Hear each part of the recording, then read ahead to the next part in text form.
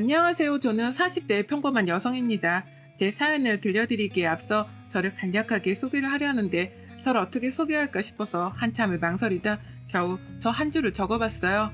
어쩌다 저를 소개하는 것조차 어렵고 버거운 삶을 살고 있는 건지 모르겠습니다. 사실 저는 결혼에 대한 생각 자체가 없었습니다. 별로 생각도 없었고 원하지도 않았지만 지금 남편과 연애를 하면서 마음이 점점 바뀌었죠. 뭔가 이 사람이다 싶어서 확 마음을 바꿔먹고 바로 결혼을 해버린 그런 케이스였습니다. 남편은 저랑 같은 동네에서 알고 지내던 오빠이기도 했고 한 살 차이라서 굉장히 친하고 편하게 지내던 그런 사이였어요. 동네에서도 늘 친오빠 같이 지내던 그런 사이였죠. 그러다 보니 제가 늘 남편을 믿고 잘 따르기도 했고 그런 남편도 저를 친동생처럼 보호해주고 챙겨주고 저희는 그렇게 지냈습니다. 어려서야 그렇게 지냈었는데 성인이 되고 사회에 나와서 만났을 때는 서로 이성적인 감정을 느끼게 되었어요. 뭔가 어엿한 성인이 된 남편의 모습이 멋지게 보였고 남편 역시 제 모습에 반했다고 했습니다. 서로 이성의 감정을 느끼게 되면서 결국 연애를 하게 되었어요. 저희는 이후에도 꽤 긴 시간 동안 문제없이 연애를 했습니다. 무려 6년의 시간 동안 말이죠. 6년간 연애를 한 후에서야 남편은 결혼하자고 제게 말을 했지만 저는 결혼에 대한 생각이 딱히 없었기에 남편에게 솔직한 속내를 털어놨었습니다. 이전에도 말했지만 솔직히 난 결혼에 대한 생각이 없어. 사실 당신을 보면 결혼을 해서 행복하게 살고 싶다는 생각이 들 때가 있기도 한데 결혼이란 자체가 무섭고 두렵거든. 시댁 어른들을 챙길 자신도 없고 살림이나 육아 이런 것도 자신이 없고 그냥 뭔가 모든 게 두렵고 무서워. 가장 무서운 건 사랑으로 결혼했는데 결국 그 사랑이 식어가고 변해가는 그 과정들도 무섭고 그냥 난 아직인 것 같아. 괜찮아, 그럴 수 있고 이해해. 솔직히 나라고 해서 뭐 자신이 있는 것도 아니고 결혼이 뭔지도 몰라. 나도 결혼이 처음이고 무섭고 두려운 건 사실이야. 그치만 난 너와 함께라면 충분히 이 모든 상황들을 해결할 수 있다는 용기가 생겼고 그래서 말하는 거야. 앞으로도 그래. 무슨 상황이든 둘이서 함께 하나씩 헤쳐나가면 문제될 건 없다고 생각해. 나도 너도 힘든 순간들이 있겠지만 서로 잘 헤쳐나가보자.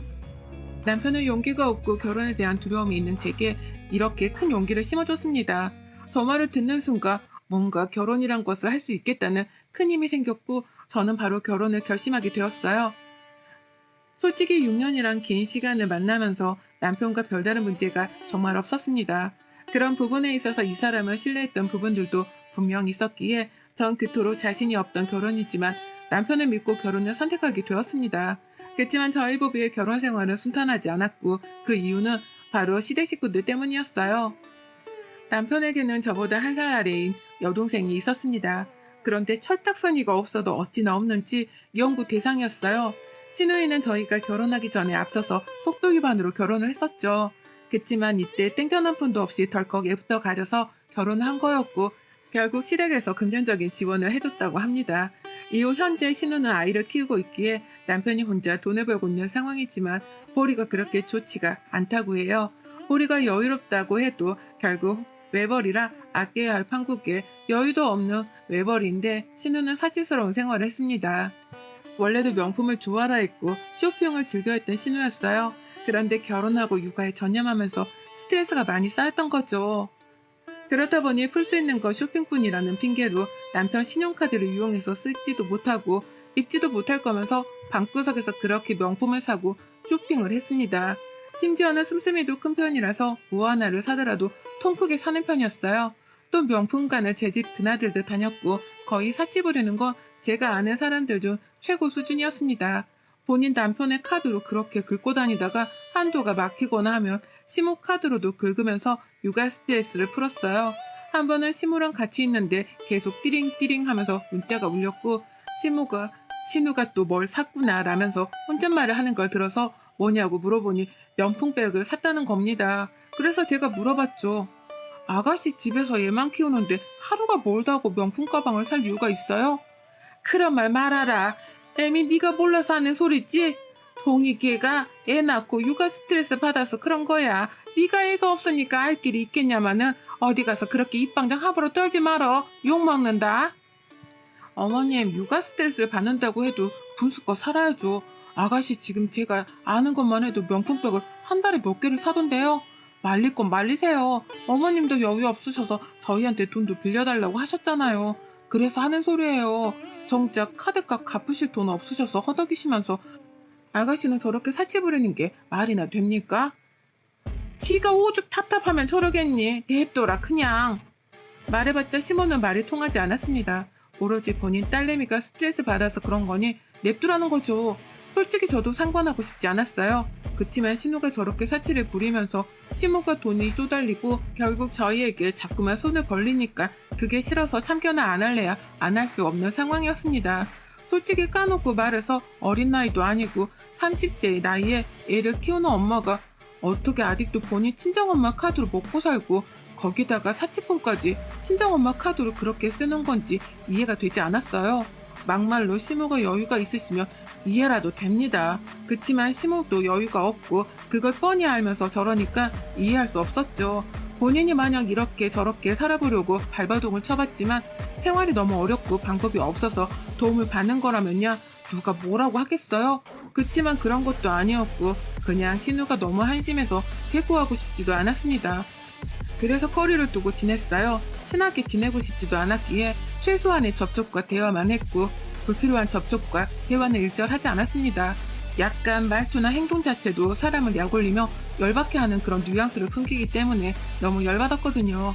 그래서 길게 말하면 제가 늘 화가 났기에 늘 짧고 굵게 얘기하려고 했습니다. 신우의 말투는 이런 느낌이에요.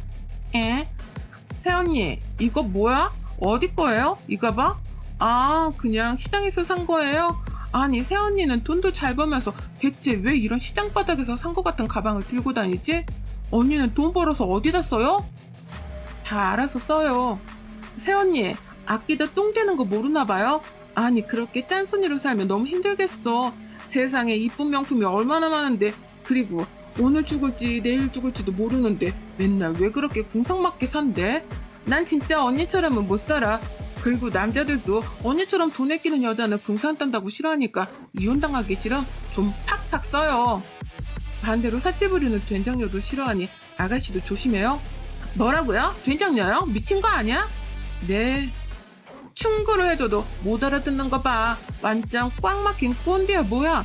그리고 새언니도 네일아트 이런 것 좀 하고 헤어도 좀 해요.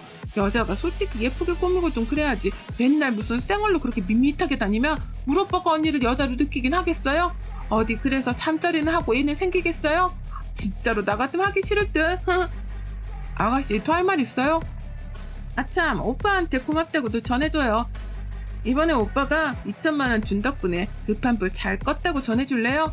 언니가 직접. 언니가 그렇게 아껴봤자 어차피 의미도 없으니 언니가 그냥 쓰고 사세요. 그게 무슨 소리예요? 2천만 원을 왜 줘요?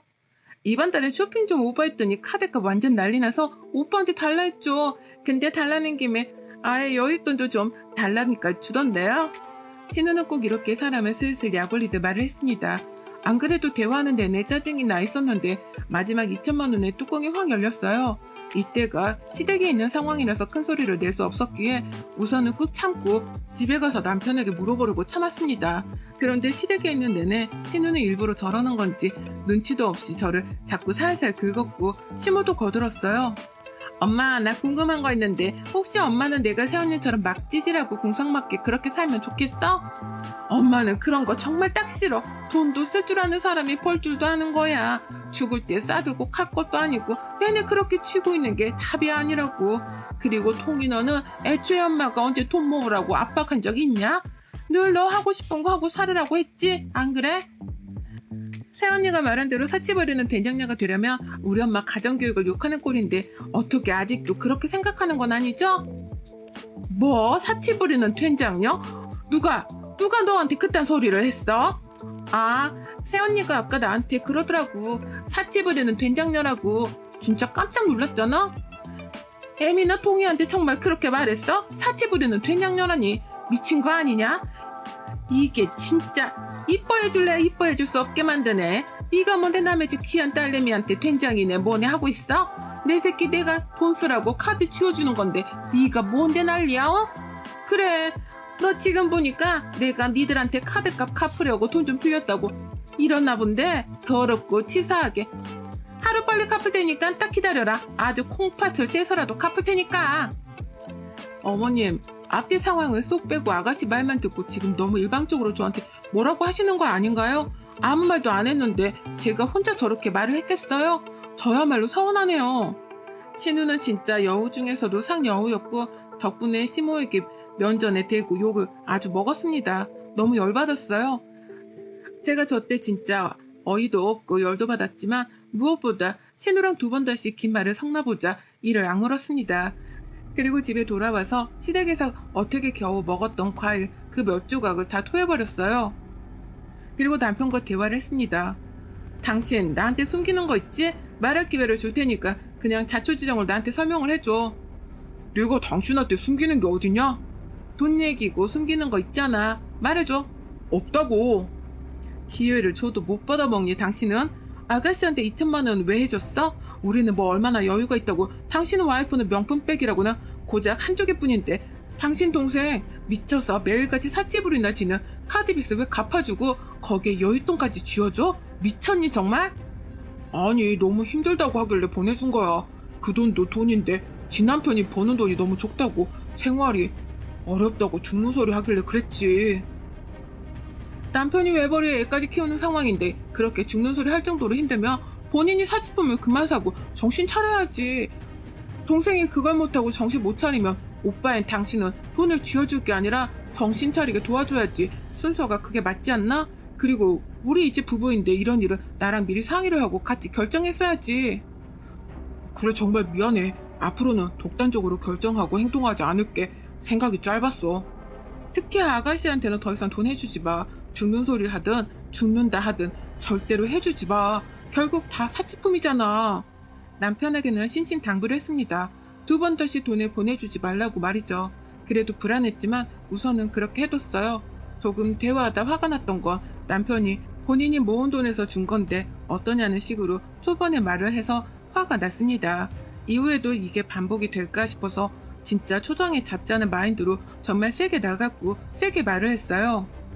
행복할 줄 알았던 결혼 생활은 정말 숨쉬기도 벅찰 정도로 힘들었습니다. 웃음이 많았던 저는 점점 웃음이 사라졌고 웃는 게 뭔지 기억이 가물가물해질 정도였어요. 그러다 어느 날 신우에게 전화가 왔고 다짜고짜 제가 집인지를 물어보더니 저희 집으로 오고 있다는 겁니다. 갑자기 왜 오냐 물어보니까 본인이 급한 일이 생겨서 애를 데리고 오고 있으니 애를 봐달라는 거죠. 그런데 이날이 주말이었고 제가 약속이 있어서 나가려고 준비를 하던 중이었어요. 그래서 제가 이렇게 갑자기 그러면 어떠냐고 저도 약속이 있어서 나가려고 준비 중이라고 했더니 아 그럼 낮잠 잘 시간이니까 재우고 나가던가요. 대신 문제 생기면 제 책임이라는 겁니다. 그러더니만 정말 황당하게도 막무가내로 밀고 들어왔고 아이를 툭 맡기고는 도망가듯 나갔어요. 너무 열받았지만 결국 저는 이 아이를 놓고 나갈 수가 없었기에 약속을 급히 취소하고 얘를 봤습니다. 미리 양해를 구한 것도 아니고 심지어 약속이 있다는데도 무시하고 얘를 놓고 도망가듯 나가는 저 모습은 이해 불가였어요. 어떻게 저렇게 개념이 없을까 싶었습니다. 근데 갑자기 초인종이 울렸고 신우였어요. 뭐지 싶었는데 본인이 너무 급하게 도망 나가다 가방을 놓고 간 겁니다. 때는 이때다 싶어서 신우를 잡고 현관문을 제 등에 치고 서서 말했어요. 아가씨, 지금 이게 무슨 태도예요? 다짜고짜 애를 데려와서 봐달라고 하질 않나? 약속이 있다는데도 무시하고 애를 놓고 가질 않나? 뭐 하는 거예요? 이게 지금 무슨 매너지? 아, 급해서 그래요. 봐줄 사람이 없어서 그래요. 그건 아가씨 사정이고 내가 왜 그런 사정까지 이해해줘야 하죠? 당장 데려가요. 심지어 저는 얘 분유를 어떻게 먹이는지도 기저귀 어떻게 갈아주는지도 아무것도 모르는데 이런 저한테 얘를 그냥 맡기고 가면 어떡해요? 아 진짜 그냥 좀 봐달라니까. 말 존나 많네. 뭐라고? 존나? 막 가자는 거니 너 지금? 신우에게 당장 얘를 데리고 나가려고 했으나 결국 존나라는 말까지 사용해가며 화를 막 냈습니다. 누가 보면 제가 잘못한 줄 알 정도로 말이죠. 결국 그렇게 신우를 겨우 쫓아냈고 전 이미 약속이 취소되었기에 집 청소나 하면서 쉬고 있었습니다. 그때 시모에게 전화가 왔길래 대충 예상을 했죠. 그새 또 쪼르르 가서 고자질했구나 싶었습니다. 혜미 너는 애가 어쩜 그렇게 싸가지가 없냐 어? 네가 애를 안 낳아봐서 모성애도 없고 뭐고 없는 건 알겠는데 하루를 파달라는 것도 아니고 잠깐 파달라는 게 어렵니? 그게 그렇게 어려워서 나가라고 그 난리를 친 거야? 어머님 제가 사전에 말도 없이 이미 저희 집에 오고 있었고 저는 약속이 있어서 나가려고 준비 중이라고 말을 했는데도 다 무시하고 막무가내로 와서는 아이만 놓고 도망가다 나간 건 아가씨예요. 이게 A인가요? 그리고 제가 애 엄마면요, 기저귀도 갈 줄 모르고 애 분유 먹이는 방법도 모르는 저 같은 사람한테 불안해서 단 30분도 애 못 맡겨요. 안 그래요? 어차피 낮잠 잘 시간이었다잖아. 그딴 걸 다 떠나서 네 신우가 파달라면 파주는 거지. 뭘 그렇게 싸가지 없이 굴었냐 이 말이지. 나는 싸가지 없이 군 건 제가 아니라 아가씨죠. 존나라는 말을 쓰면서 선을 넘질 않나? 안 그래요? 어머님, 저를 잡들이 하시려거든 그럴듯한 이유로 하세요. 조용히 안 해? 애미 너 CM이 알기를 개똥으로 알지? 아주 웃기고 웃음냐? 너 당분간 주말에 네 신우 바쁜 일 있으니까 그때마다 애 좀 봐달라고 하면 봐줘. 알겠어? 시모는 너무 뻔뻔하게 제게 신우애를 그것도 주말마다 봐주라고 했습니다. 진짜 화가 났어요. 그런데 더 웃긴 건 정말 주말마다 신우는 시간도 불규칙적으로 본인의 애를 저희 집으로 데리고 왔습니다. 원래 남편이 주말마다 당구를 치러 나가곤 했고 그럼 저는 집에서 홀로 쉬거나 친구들을 보러 나갔어요. 그런데 집에 애가 와 있으니 이도 저도 못하고 너무 스트레스를 받아서 남편에게도 나가지 말고 애를 보라고 했습니다. 애는 죄가 없으니 예뻤어요. 그렇지만 신우와 시모가 너무 싫었습니다. 그런데 주말마다 애를 맡기고 대체 뭘 하는 건지 이상했어요. 똑같은 시간에 애를 맡기는 거면 이해라도 하겠는데 매번 시간도 다르고 대체 뭘 하는 거지라는 생각이 들었습니다. 신우가 분명 또 이상한 짓을 할 거라는 생각이 들어서 저는 캐보기로 했고 충격적인 사실을 알아냈어요. 알고 보니 신우는 바람을 피고 있었습니다. 그런데 단순 바람도 아니고 시모도 이 사실을 알고 있었고 둘이 결혼을 시키려고 아주 난리도 아니었어요. 딱 봐도 귀티가 나는 게 여유가 있는 남성분처럼 보였습니다. 그러니 시모와 신우가 홀딱 빠졌겠죠. 머리부터 발끝까지 명품의 외제차에 신우가 평생 사랑할 수 있을 것 같은 이상형이 따로 없는 남자였습니다. 그치만 이미 남편이 있는 신우였고 시모까지 이 사실을 함께 하고 있다는 거에 너무 놀라웠어요. 무엇보다 아이가 있잖아요. 우선 대체 이걸 어떻게 해야 할까 한참을 고민하다가 남편에게 슬쩍 말했어요. 처음에 남편은 그럴 리가 있냐면서 절대 믿지 않았어요. 그치만 제가 여러 사진들을 보여주고 하니 그제서야 미친 거 아니냐고 정말 질색을 했습니다. 저희 남편이 다른 건 몰라도 배우자를 배반하고 바람피는 이런 행위를 굉장히 혐오하는 사람이거든요. 그런데 본인 여동생이 그런 행동을 한 것도 모자라서 본인 엄마가 함께했다는 것에 얼마나 충격을 받았겠습니까? 너무 충격이 컸던 건지 남편은 아무 말도 하지 않고 있다가 주말에 앞으로 절대 얘 못 봐준다고 하자며 먼저 전화로 통보를 했고 신우는 아주 난리를 쳤고 이어 시모에게까지 전화가 왔습니다. 그렇지만 남편은 꿋꿋하게 주말에도 일이 있어서 못 봐준다고 선을 딱 그어버렸죠. 이후에는 누가 봐주는지는 모르겠지만 저희가 봐주진 않았습니다. 그리고 남편이 그래도 본인의 엄마고 동생이니 나서서 말리겠다고 하더군요. 그 심정을 이해하니까 그러라고 했습니다. 대신 저는 뒤에 조용히 빠져 있겠다고 했어요. 제가 참견해서 좋을 게 전혀 없으니 말이죠. 그렇게 남편이 시모와 신우를 집에 불렀고 함께 대화를 했으나 통하지 않았고 정리를 하라는 남편의 말에 신우 인생에 두 번 다시 오지 않는 로또 같은 남자라며 신경 끄라는 말과 함께 둘이 나갔죠. 그리고 며칠 뒤 울면서 전화가 왔어요. 알고 보니 그 남자는 사기꾼이었습니다. 부자는 개뿔. 이런 호구 같은 여자들에게 접근해서 사탕 발림을 하고 결혼 준비를 하며 본인의 재력을 어필하고 투자해볼래? 나만 자연스레 접근해서 투자를 하게끔 유도하는 방식이었습니다. 결국 시모와 신우는 대출까지 받아서 투자를 했고 돈 가지고 도망간 거예요. 이어 남편도 바람핀 사실까지 모두 알았고 신우는 집에서 쫓겨나며 이혼당했습니다. 결국 신우는 시모와 함께 살게 되었는데 애도 알아서 키우라고 해서 애까지 키우게 되었죠. 이제야 정신은 차린 건지 그간 사왔던 명품들을 다 처분하고 생활비를 만들어서 어떻게든 먹고 살려고 하는 중입니다. 사실 저렇게 팔아서만 먹고 살려고 할 게 아니라 일을 해서 먹고 살 생각을 해야 할 텐데 말이죠. 그리고 저희 남편은 그런 계략을 벌인 신우와 시모가 너무 소름 끼치고 무섭다며 연락을 피하고 거리를 두고 있는 상황이에요. 여러분의 생각은 댓글로 남겨주세요. 오늘도 시청해주셔서 정말 감사합니다.